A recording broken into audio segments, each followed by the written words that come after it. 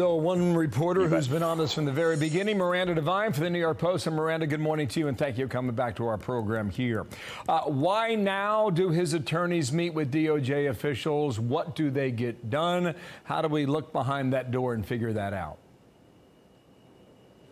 Good morning, Bill. Well, I find it hard to believe that after 5 years of what looks to the public to be inactivity, suddenly there's this leak to CNN, presumably from Hunter Biden's camp, saying that they're having this meeting, finally, with David Weiss and a senior Department of Justice official.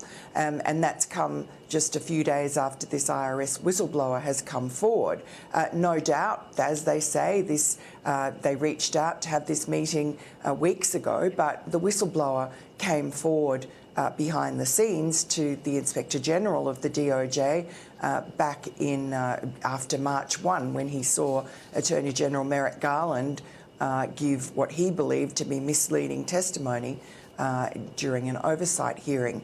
And so presumably within the DOJ it's been known that there's some movement here and that whistleblowers have come forward. No doubt Hunter Biden's lawyers are on guard for that, because that's their greatest fear, I guess, is that a whistleblower will come forward and start pressing the issue on this case that has hit a brick wall. Yeah, sorry, the attorney for that whistleblower that we just listened to says his client's been at the IRS for more than 10 years, and he's alleging through his attorney that there is preferential treatment for Hunter Biden. Now, over the weekend, James Comer says the number of Biden family members who are in on this continues to go higher. We thought it was 9 last week. He says it's at least 12 now. Who knows where that goes? But Miranda, you have these 51 intel agents who signed that letter just 3 weeks before the presidential election of 2020.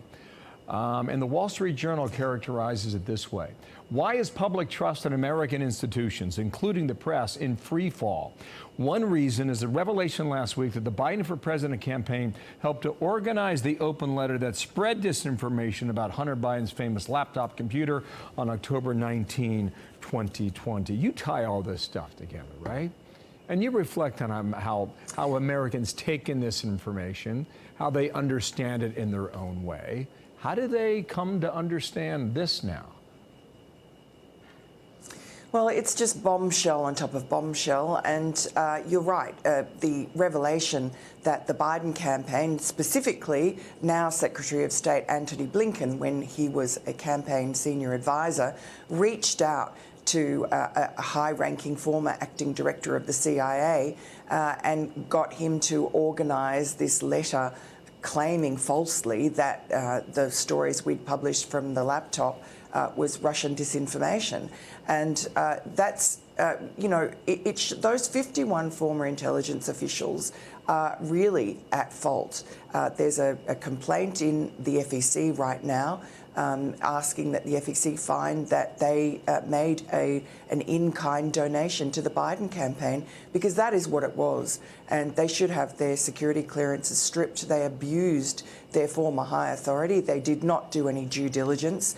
They peppered the end of the letter with weasel words so that they could have plausible deniability now. But it doesn't wash. They saw how that letter was handled by the media as they intended, by calling it Russian disinformation, traducing our reporting, and that they never spoke up. They just, John Brennan and the rest of them, fanned out across the left-wing media and kept on saying, drumbeat after drumbeat, this is straight from the Kremlin.